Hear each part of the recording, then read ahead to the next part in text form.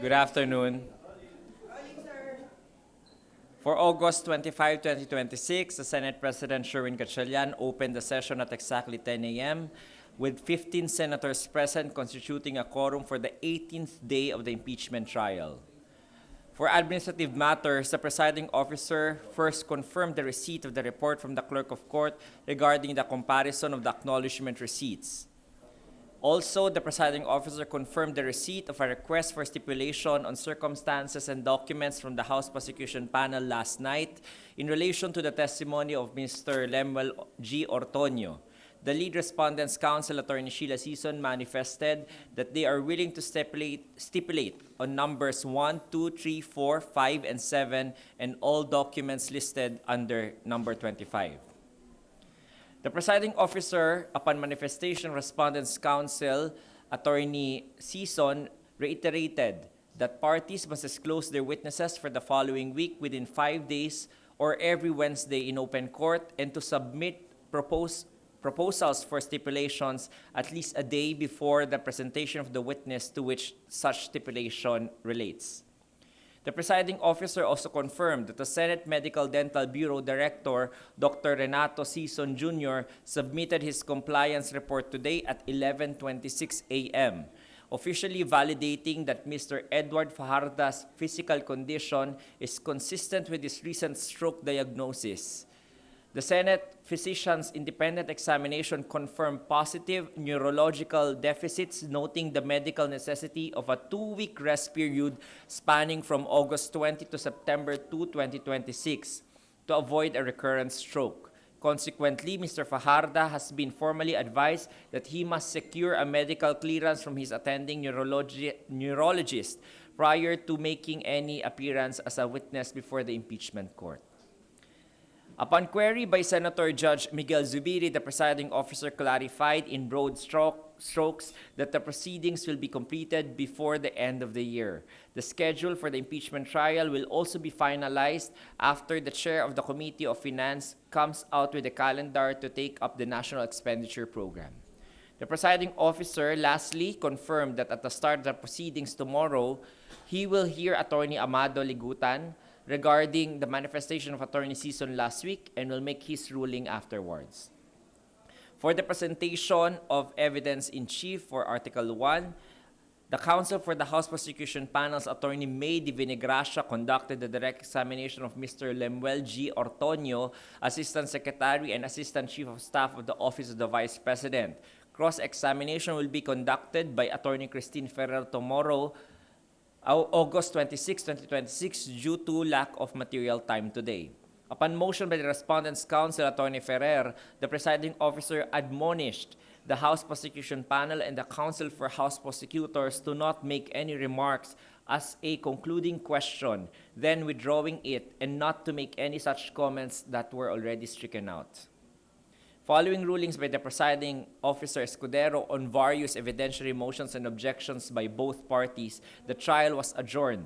Pursuant to the rules of procedure on impeachment trials, the impeachment court will resume session on Wednesday, August 26 at 10 a.m. The agenda is the continuation of the presentation of the House Prosecution Panel's case in chief for Article 1 through the start of cross-examination by the Respondents' Counsel of the witness, Mr. Lemuel G. Ortonio, the Chief of Staff of the OVP. Any questions? Attorney, pagdating po ba sa councils, where do you draw the line na sumosobra na po kung may side comments or remarks yung council sa pwede pa naman siya, pasok pa naman siya sa gustong i-prove sa case in chief?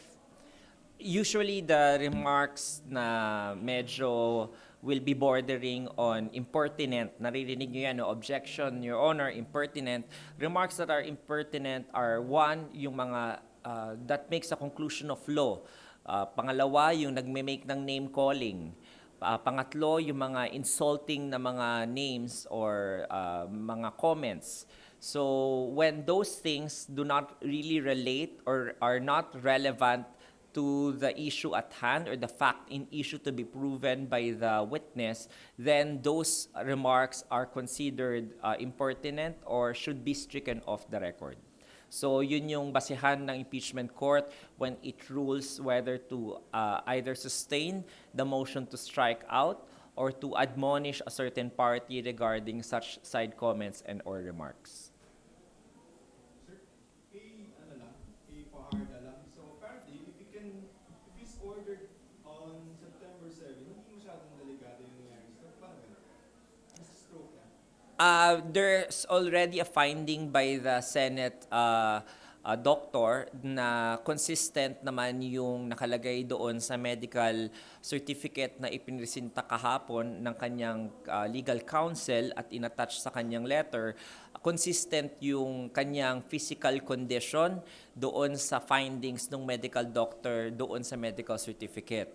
So, of course, when it comes to medical conditions, we follow the expert advice of those who have actually seen and checked the said patient or witness. So, syempre susundan natin kung ano yung ilalagay nung kanyang doktor na pwede na siyang maaring makapagtestigo. Kaya hinihingan siya, isa sa mga requirement ng ating Senate doctor bago siya mag-testify ay magkaroon muna siya ng clearance mula sa kanyang neurologist bago siya umupo sa September 7. So hindi automatic yung September 7 expected siya. Yes, kung hindi po siya mabibigyan ng clearance ng neurologist niya mismo, then baka maudlot yung kanyang pagtestigo ng September 7. Verification, brain stroke, right? Left brain?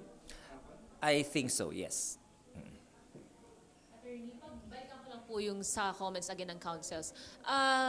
Kung sakali po ba, pasok po ba ito sa subjudice rule na it may affect the merits of the proceedings kung may ganitong comments or remarks from either of the counsels? Anything within the court proceedings, no, kapag ikaw ay nagsasalita right in front of the senator judges during the official proceedings, hindi yun tinatawag na subjudice. So pwede mong pag-usapan yung merito ng kaso right then and there. Ang bawal mong gawin doon ay yung mga comments or mga remarks na one, nagko-conclude na ng conclusion of fact or conclusion of law. Kaya nakita natin, pinigilan yung mga ibang mga counsels na makapagsabi ng kanilang conclusions of fact or conclusions of law.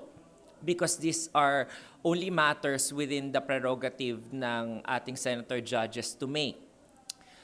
Pangalawa, binagpabawalan din yung yung mga katulad ng sinabi ko kanina, mga impertinent language kapag medyo nakaka-degrade na o hindi kinakailangan yung ganong klaseng lengguwahe o mga words dahil nagkakategorize na siya ng conclusion of law katulad nung sinabi kanina ni Attorney May de Venegracia at saka dati rin ni Attorney Ligutan when he concluded his direct examination, yung scam.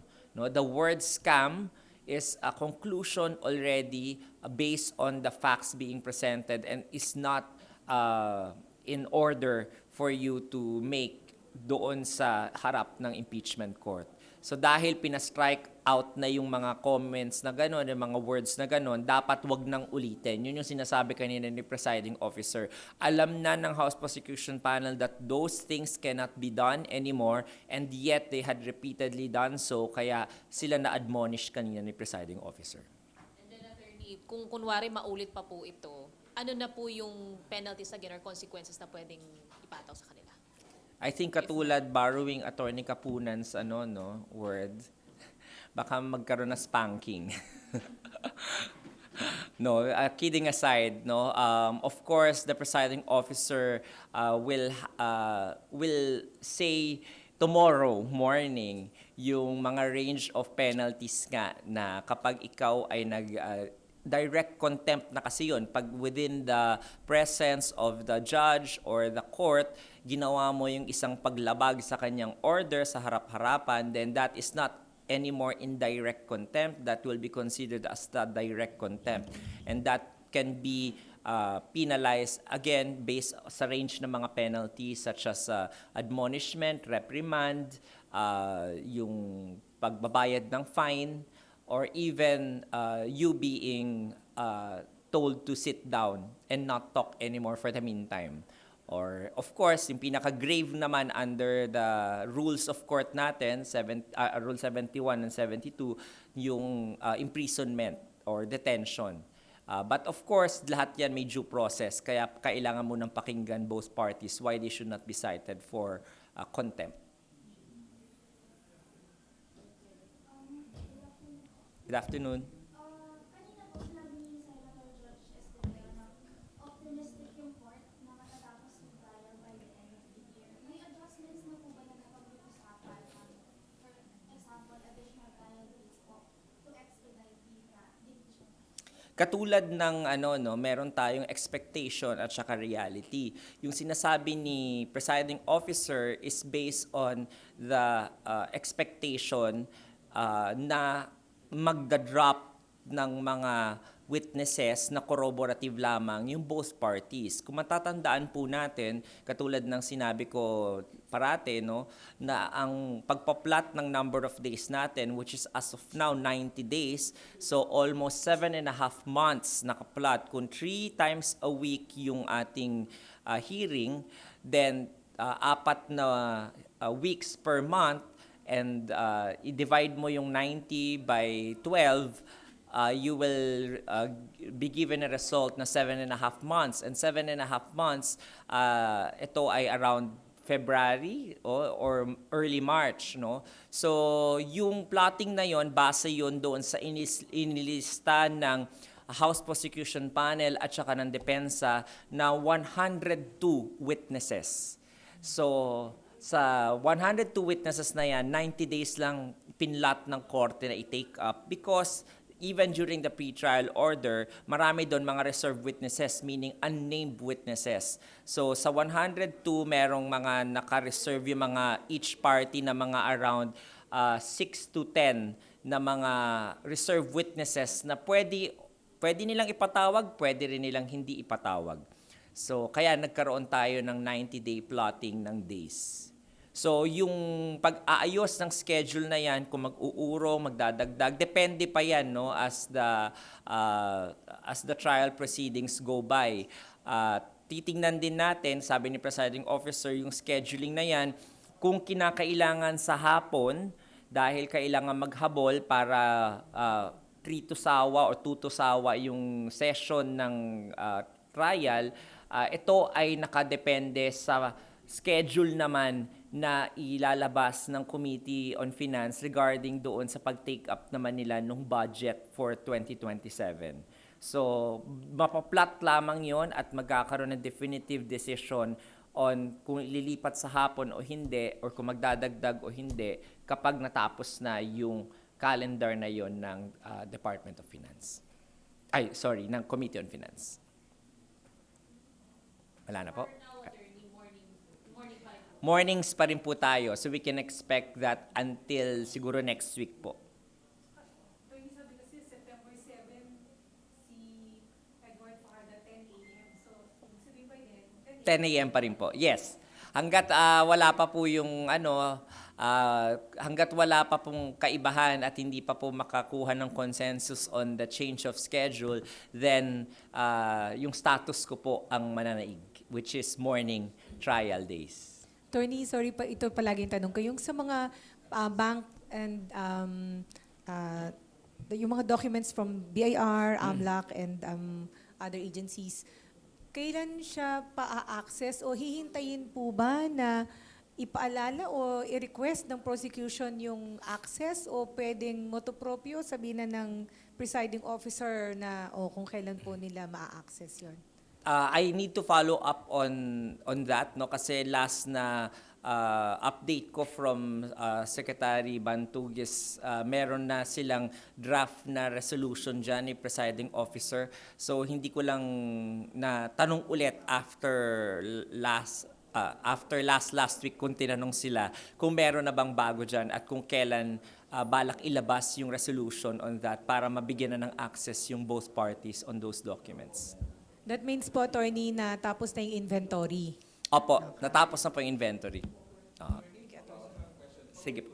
Kasi ginagamit yung word na scam, maglalabas din po ba kaya ng parang explanation or ruling si presiding officer tungkol po dyan? Kasi parang paulit-ulit din tinututulan ng... Katulad ng sinabi niya kanina, no, ready na sana siya today na mag-rule, no, kaya lang due to lack of material time at saka kasi may oras pang kailangan si Attorney Ligutan pakinggan, so hindi na naman niya nagawa today yung ruling. So, yung kanyang sinabi kanina sa floor na he will make a ruling on that as well, including yung kaninang manifestation naman ni Attorney Sison on the floor or Attorney Ferrer on the floor regarding the impertinent words that were used by the House Prosecution Panel. So, i-include na yun doon. Attorney, bakit kailangan pa ng ruling ng presiding officer doon samantalang during the trial ay ini-strike out na niya, yun na yung ruling po niya? General ruling po na para sa mga future na pwedeng mangyari po ulit yon kasi yung ruling niya po kanina ng pag-strike out is only in response to what happened kanina. Ibig sabihin yung mga past circumstances. So yung ruling niya pong gagawin tomorrow will not just deal with the past, will just be for of the future circumstances na maulit po ulit yun para hindi na po magkaroon ng repetition. Para klaro na po sa both parties yung terms of engagement kapag siya po ay nasa loob ng korte, ano ang bawal. At kahit nasa labas po, ano rin ang bawal. At kung nilabag mo yung bawal, ano ang penalties mo. Para wala na po tayong mangyaring haka-haka, 'di ba? Parang klaro na po tomorrow lahat. So sa umpisa po 'yan na bago iupo si Mr. Ortonio for cross-examination. Pero ano po ang sagot ng impeachment court dun sa sinabi ni former Senate President Trilon na hindi dapat naman maging masyadong stricto ang impeachment court? Yung impeachment court po always take his comment under advisement, pero syempre po, practically speaking, the Senate impeachment rules were drafted and were passed during the time that he was here in the Senate as a senator, and he was the one of those who voted for the provision to be included in the Senate impeachment rules. Kung titingnan niyo po ang Senate impeachment rules natin, almost verbatim na kinopya po ito sa US Senate impeachment rules. At pero ang kakaibahan lang po, isa sa mga kakaiba, wala po doon sa Senate impeachment rules ng US yung Rule 18 on sub judice. Pero dito sa ating rules dito sa Senado, meron po dito sa Pilipinas. Kaya dahil isa po siya sa drafters na yon, then maybe he can enlighten why they felt the need to put that provision at that time sa Senate impeachment rules na ngayon po ay sinusunod lamang po ng ating presiding officer para i-implement. At saka po yung nakalagay rin po sa aming Code of Professional Responsibility and Accountability, Canon 5, Section 19, if I'm not mistaken, nakalagay rin po doon na lawyers cannot try their case in public. So definitive na po yun. Ito po ay bagong Code of Professional Responsibility namin na lahat ng lawyers have sworn to abide by. Kung hindi, magkakaroon kami ng disciplinary sanction. So, kahit wala po yung rule na yon, yung Rule 18 na yon, sakop pa rin sila ng CPRA o Code of Professional Responsibility and Accountability. Okay po. Thank you.